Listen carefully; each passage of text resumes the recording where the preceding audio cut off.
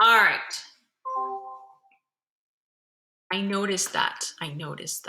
Yeah, noticed that. No worries. You're here. All right, you guys can see my screen. I'm recording. 3:18. Now, today we're going to take notes. We're going to go back to Monday's notes. So when you guys turn in the notes, I'm going to make it worth more points because I need to see these notes plus the notes from Monday, Tuesday. So there's going to be a lot of notes to be turned in today. All right. Isaac? Any Isaac still? No Isaac? Isaac? Okay, no. Okay. Yeah. Oh, hey! Welcome. Just, I've been calling your name for a while. Just want to make sure you were here. Glad you're here. Write this down.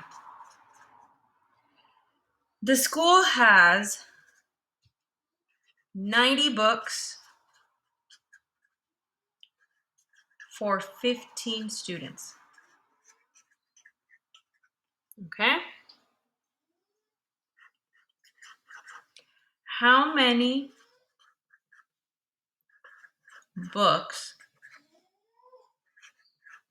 does... Jason, are you there, Jason?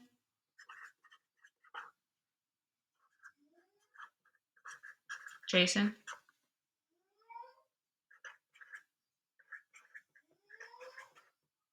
Jason, are you there, Jason?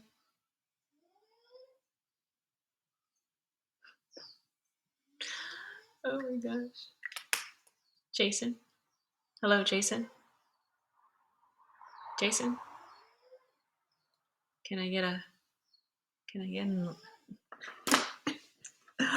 Oh my god. The school has 90 books for 15 students. How many books does each student receive? All right. Now, see the question mark right here? So to me, this whole thing is called a word problem, right? The whole thing is called a word problem. But the actual question is the one with the question mark, right? So this sentence to me is the question itself. And it tells us so much. It tells us everything.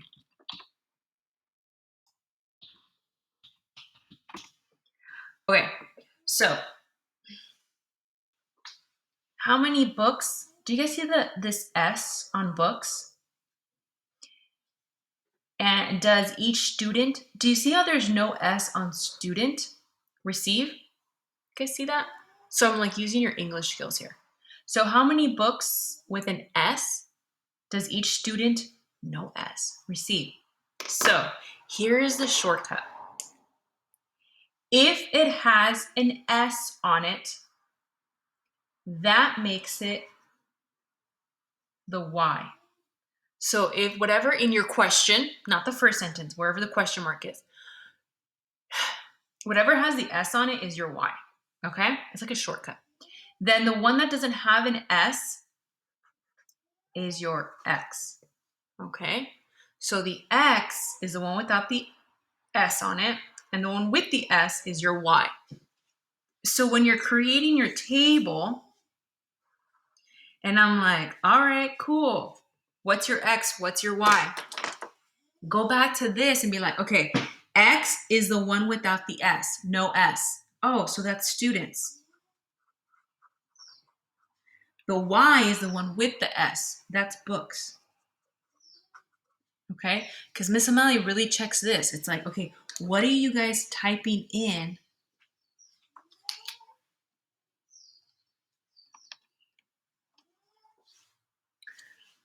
What are you guys like identifying as your X and Y? And this is my shortcut to you.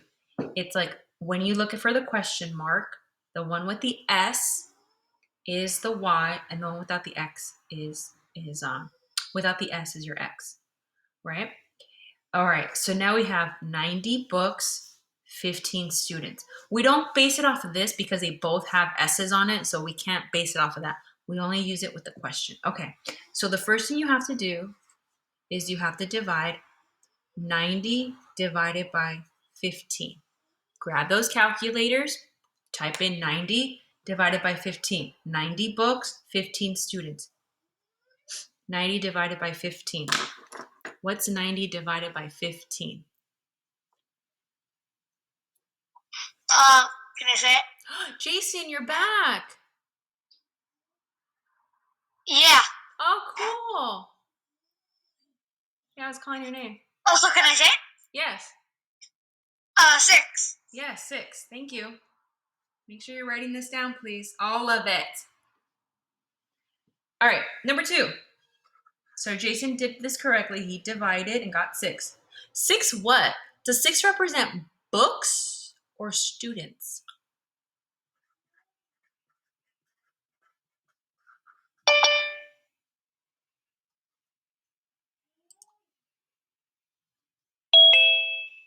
Constant of proportion. I think it's books. And I will have to agree with you. Half of my class, though, first period said students, half of them said books. And I was just like, eeks. Then I told them to read the question. How many books does each student receive? Oh, how many books? 6 books. So that's my constant of proportionality. 6 books per student. You're going to give each student 6 books. Make sure you're writing this down. Everybody, write this down. Okay? So the first thing you do is you divide. You can have a calculator and do it. Second thing is, whatever your answer is, that's what we call the constant of proportionality. So this just gets transferred over here. Nothing happened from here to here. You just rewrote it. Nothing new, just rewrote it. Okay, then you create a table. The cool thing is that you've already labeled what your x and y is because we did the plural and not plural. Because you're creating your table, you can decide what wonderful numbers to use. And if you want to be working smarter, not harder, I would suggest you use the numbers 0, 1, 2, 3, let's do 4. So 0 students, 1 student, 2 students, 3 students, 4 students. This top line represents students. All right, so if I have 0 students, how many books am I going to pass out with 0 students? 0. Wow. Super tough. What if I have 1 student? Just 1 student show up. How many books? Okay, now that just got harder, Miss Lamel. That just got really hard. Let me just walk away from Zoom then. 6 books. 6. What about if I have 2 students who want books? How many books am I going to hand out? 2 students. 8, right? Nope. 12. 12. Because what number are you adding each time? You're adding 6. 6. That's your constant of proportionality. Whatever this number is, you divide it by. That's why it's so important you divide correctly. You just keep adding to it. 0 plus 6, 6 plus 6, 12 plus 6. What's 12 plus 6? 18. Okay, I'm going to add another 6. What do I get? 24. Done. Filling out the table is not hard. If you walk in right now to Zoom, and you see Miss Lomelli's paper, you're going to be like, what? How did she? That looks hard. Oh my God. But if you've been staying with me and paying attention, you realize like all we're doing is just adding 6. And everyone in this classroom can add 6. These top numbers, we just counted 1, 2, 3, 4. That's it. These numbers will always be 1, 2, 3, 4, 5, 6, depending on how many lines we have. These numbers always start with 0. Always 0. Then you add whatever you got up here. That's it. There's no magic. All right. This is what I showed you yesterday. The equation. I'm afraid to ask, but I'm going to ask. What's the equation for this problem? I'll give you a clue. It starts with y. What's y equals 6x. Yes. Oh, I love it. Y equals 6x. Wow. Where did she get that from? Dude, guys, come on. It always starts with the y equals, and then the 6. Gosh, where have I seen the 6 before? Boom, boom, boom, boom, boom, boom. It keeps repeating, 6, 6. All these 6s, we still use the 6 right here. Y equals 6x. Y and x are like, it's there. This is the only thing that keeps changing. Okay? All right. This is what we learned Monday and Wednesday. Are you guys ready for the new part? All right. Ruler or 2 pencils or anything that makes a straight line. Anything. Look around. Somewhere in your house right now, you have something that makes a straight line. All right. We are going to what is called graph. Okay? How many of you have seen a graph, a coordinate plane that looks like my screen right now? How many of you guys have seen these before? Me. Yeah? Hopefully you guys have seen these, right? You maybe I've seen them on Alex topics. Oh, my friend, my best friend.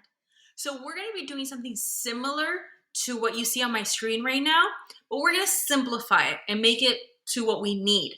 So what you're going to first do, let me do it first, and then you can go back and do it.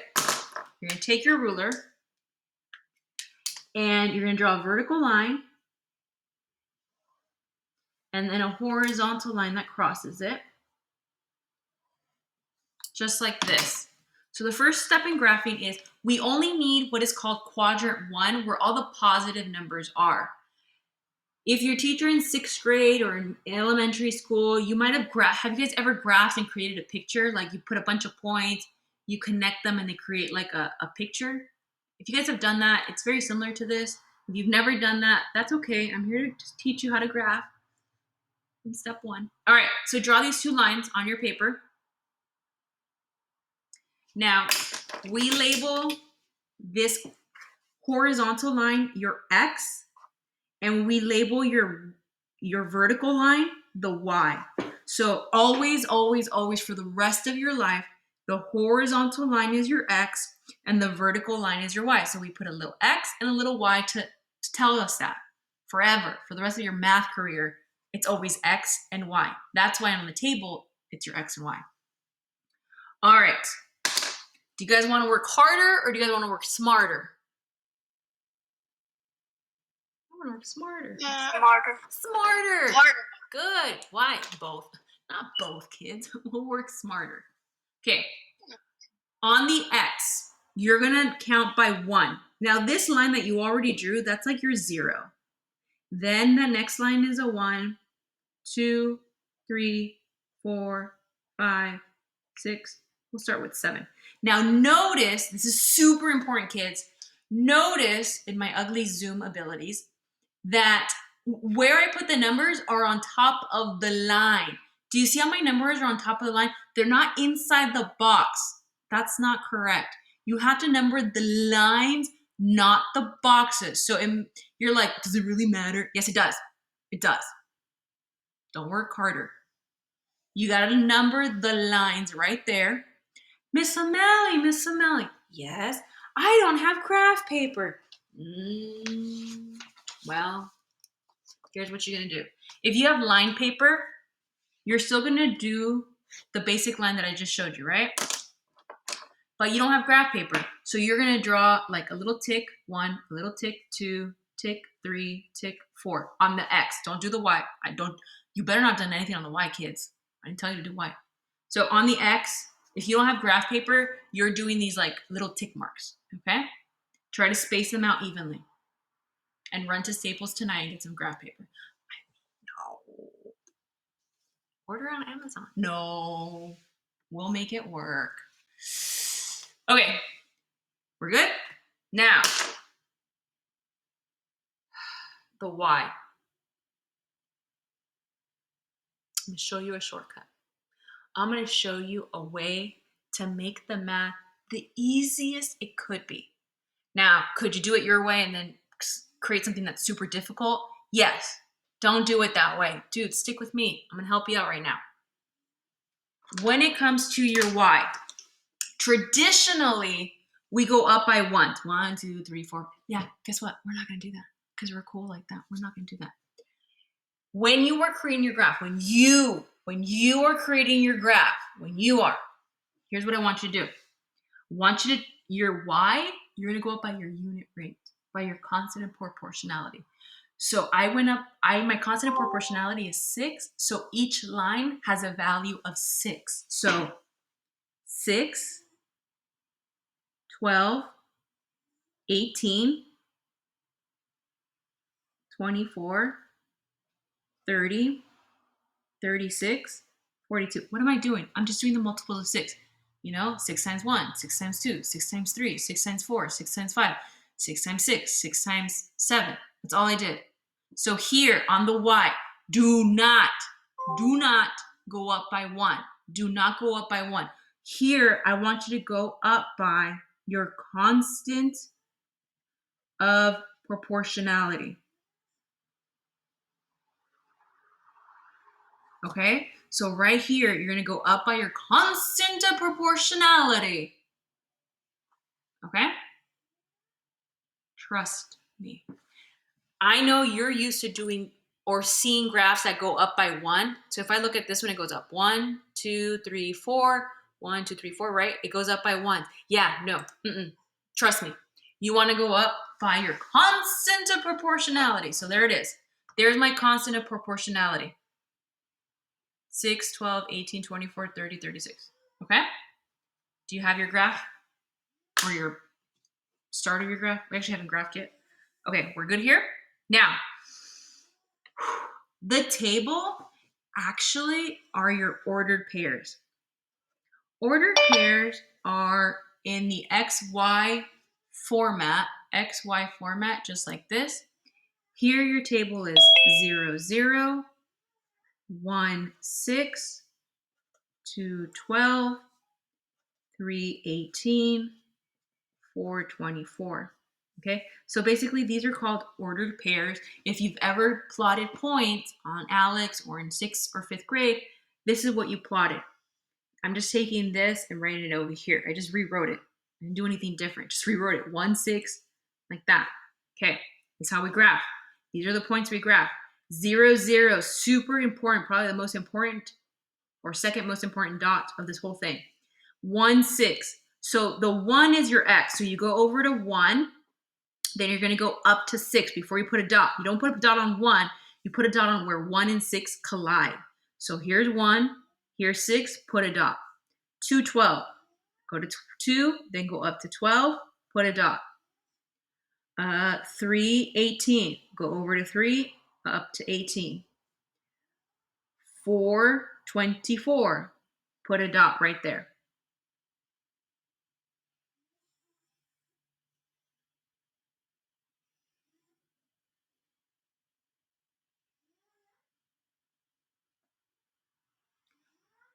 Where would the 5, what would the dot 5 comma what be? What number would go next to the 5? 30. Yeah. You see that? Hopefully you see that by the graph. 5, and you see that each dot is going up 1 over 1, right? I just go up 1 over 1, up 1 over 1, up 1 over 1, right? Hopefully you saw that.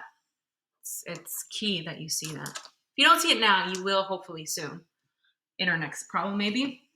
All right, using my straight edge, I'm going to connect this. These should connect in a straight line. If they don't connect in a straight line, we did something wrong. Okay, I didn't like my line. I don't know.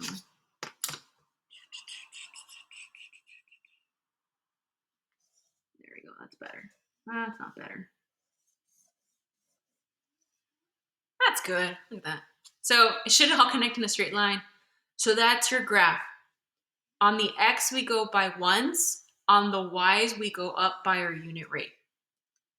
This is the next step to this whole topic of proportional relationships, the graph. Okay, first we divided, we called it the constant of proportionality. Then we learned how to do a table. Then we did an equation yesterday. Today we learned how to do a graph. All right, kids. I want you to go back.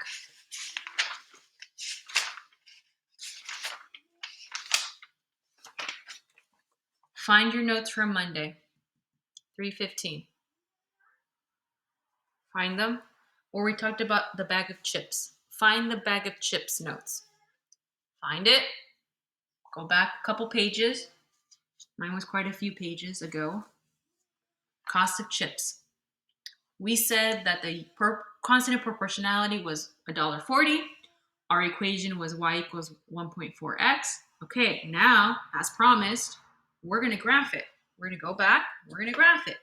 So find this from your notes from Monday. Miss Amelia, I don't have them. Well, get working, kids. Hurry up. Let's copy this down. Hurry up, fast. Come on, hurry. Let's go. Faster, faster. You're not working fast enough. Let's go. All right. This is your x. This is your y. All right. So this is your bag of chips problem. So find that. On your x, label the lines 1, 2, 3, 4, 5, 6. I forgot to do something. 8. X represents bags. So this represents bags.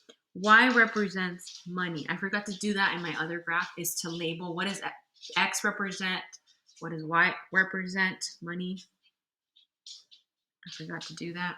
I'll go back a little bit later. All right. Now, what's my constant of proportionality? 1.4, right? So on my Y, I'm going to go up by 1.4. Now this line's 0. And the first line is 1.4. The second line is going to be 2.8. I just look at my table, kids. It's like cheating, but not. 3 is 4.2. 4 is 5.6. And then the next one is 7. I know it's not on my table, but I did it first period, so I remember it's 7 and 8.4. So zoom it in. On my Y, it's money. I went up by literally what I did here. I rewrote these numbers, one on each line. Took these numbers from my table. That's why it's super important that your table is done correctly. These numbers, you just write right here. Okay? Now let's graph. What points are we graphing? We're graphing this. 0, 0, 1, 1.4, 2, 2.8, 3, 4.2, right? So let's graph them.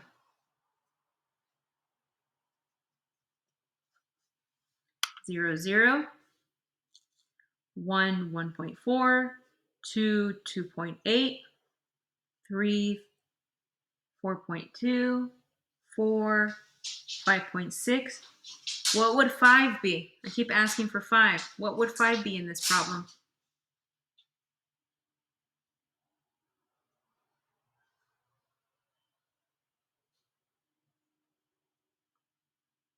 How much would... Sorry, what was that? 7. 7, yeah. 5 bags would cost $7. 5 bags would cost $7. All right, and we connect.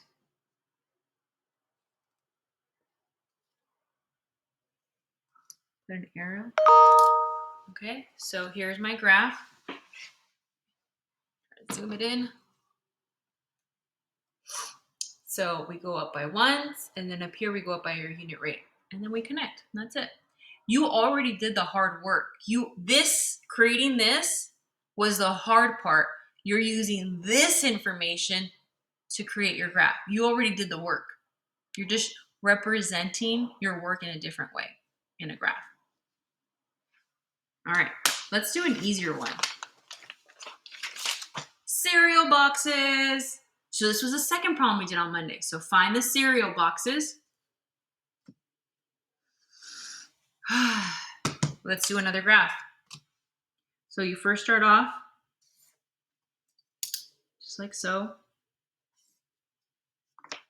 Okay. This is your X. This is your Y. X represents boxes, and Y represents money. On your X, if you are the ones creating the graphs, go by ones. 1, 2, 3, 4, 5, 6, 7. If you're creating the graphs, your y, use whatever your constant of proportionality is. Don't go up by ones. Oh, don't. Go up by your unit rate, your constant of proportionality. So it would be 2, 4, 6, 8, 10, 12, 14. This is easy because you're just counting by twos, right? 2, 4, 6, 8. Who do we appreciate? Math. We appreciate math. All right, so here we have the boxes and the money.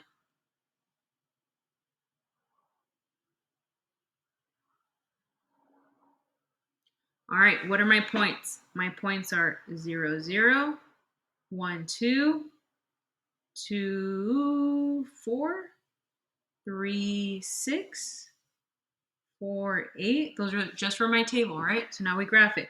0, 0, the second most important point on the graph. 0, 0.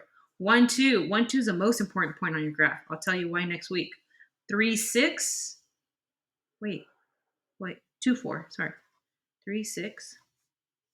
4, 8. 5 would be 10. What would 6 be? Oh, I changed it. What would 6 be? I don't recognize that, Miss Valencia.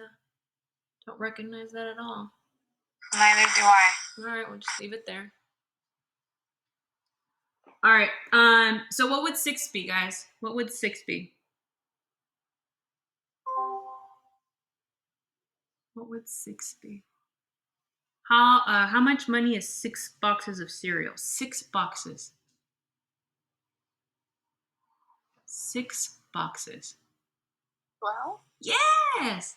6. We go up. Our dot would be go right here, right? And that dot, 12. So when you build your graphs, you can actually read so much more, get so much more information. Super cool. I love graphs. You're going to be graphing a lot from now on. In 8th grade, in high school, we graph a lot. In 7th grade, we just graph right here in this like nice positive world. We don't deal with the negatives until 8th grade. All right, we okay?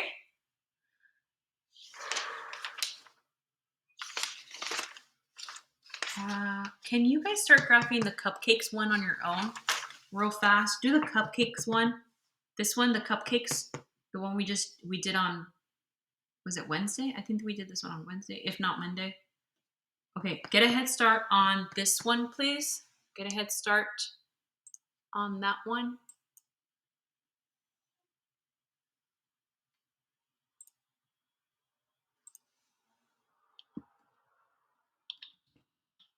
Oh, did they disappear? Oh, I was going to write to them in the chat and they disappeared. So sad. All right, so get a head start on this graph. This is how you know if you really know what you're doing. If you can do it ahead of the teacher, you're in a good spot. If you're like, I don't even know where to start, go back, look at what we just did, because you should be able to start it without me. How do you start? That's how you start. Oh, let me message. Weird. So weird. All right. Then you label this X, Y, 1, 2, 3, 4, 5, 6. My constant of proportionality is 5, so 5, 10, 15, 20, 25, 30. Because I can count by fives, right? You know? My points are 0, 0, 1, 5, 2, 10, 3, 15. So 0, 0, 1, 5, 2, 10, 3, 15, 4, 20. 5 is 25, 6 is 30. I mean, I can just keep on going forever. I can just keep on going, but I'm not. All right.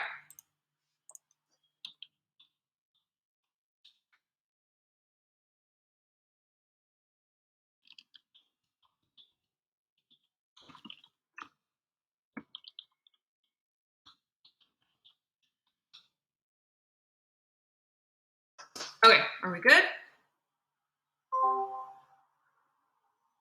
Okay. Now,